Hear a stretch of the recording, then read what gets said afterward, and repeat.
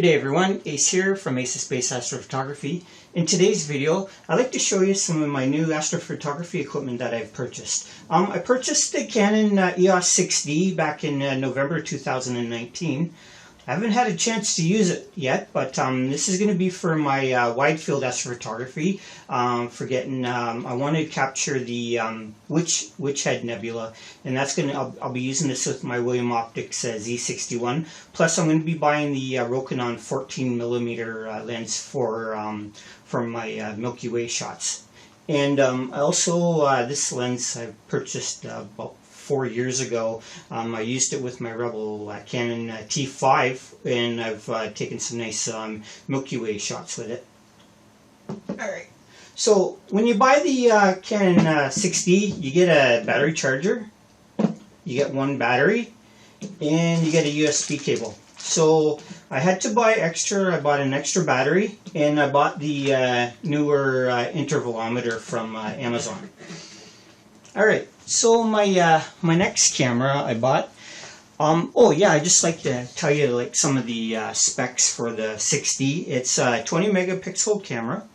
The sensor size, it's a full frame sensor, 35.8 millimeters by 23.9 millimeters. The resolution is 5472 by 3648, and the pixel size is 6.54 microns. Alright. So the next camera I got this one for Christmas, and I bought the ZWO ASI071 MC Pro. It's a color camera.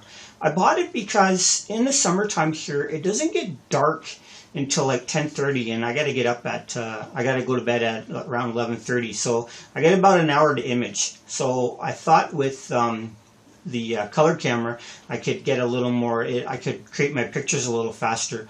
Plus, if I want to buy the Altair Astro quad band filter, and they say with that filter you can start imaging when it's not quite dark out and still get some good pictures. So I want to try that out. So that's going to be my next purchase, will be that filter. So here's the ASI camera. So it comes with a camera bag. You get the camera itself, you get an M42 to M48 adapter, your quick guide, USB 6-foot USB cable, you get a 21mm extender and a 16.5mm extender, and you get a cover, you get a little Allen wrench, and you get two USB 2 cables. So some of the specs for the camera, it's APS-C size sensor, so it's 23.6 millimeters by 15.6 millimeters. The resolution for the camera is 4944 by 3284. So yeah, it's the re-noise, it's 2.3, and the cooling temperature, you can cool it down to 35 degrees below ambient temperature, and it's got a 256 megabyte DDR3 memory buffer, and its pixel size is 4.78 microns. So I've already used the camera, and I was really impressed. I did 61-minute exposures before the clouds rolled in. I haven't gotten many nights of imaging here. I think I've had like 2 clear nights. I haven't even been able to use the 6D yet. Well, sorry, that's a lie. I got up for about 20 minutes, got everything all set up, and then the clouds rolled in. So I haven't really got a chance to use the 6D. But the ASI071, I got a really nice picture of the Orion Nebula.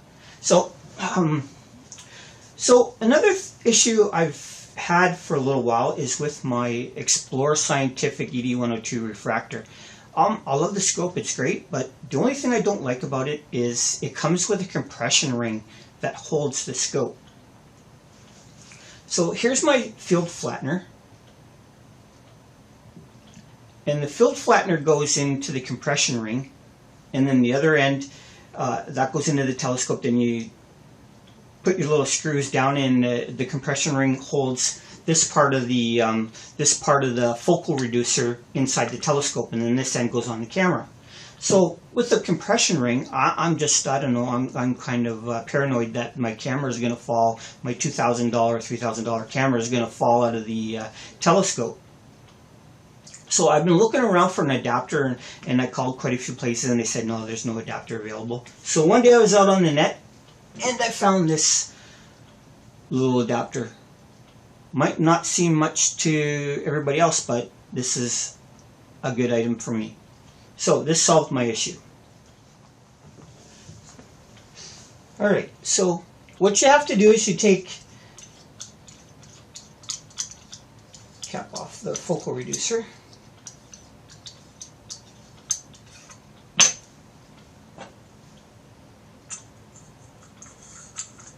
Screw this end onto the spacer, your adapter onto the focal reducer. And then what you do is you take your first spacer here, and you screw it on. And I take my M42 to M48 adapter, put that on, and then I take my other spacer here. So this will give me the, I believe it's 51 millimeters for back focus with my Explorer Scientific scope. So now that you have that done, this will then screw, or thread onto, oh, good job. This will thread onto the camera.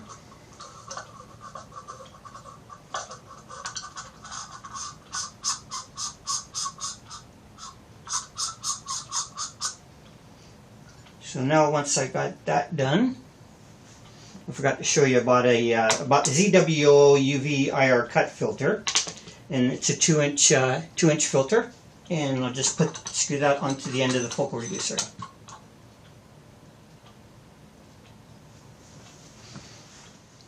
Alright, so now we're at the telescope. So as I'll show you here, here's the compression ring.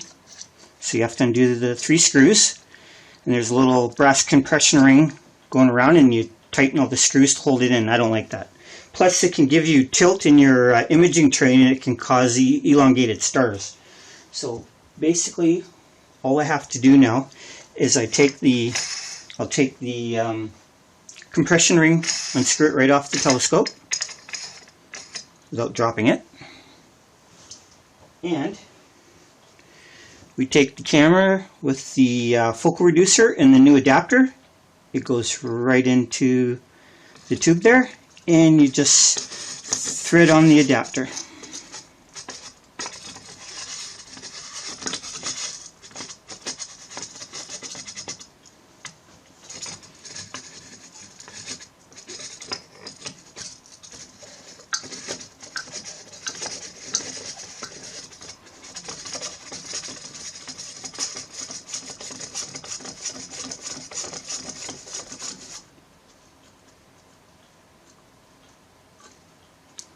Here we go, threaded on, and it's not going anywhere.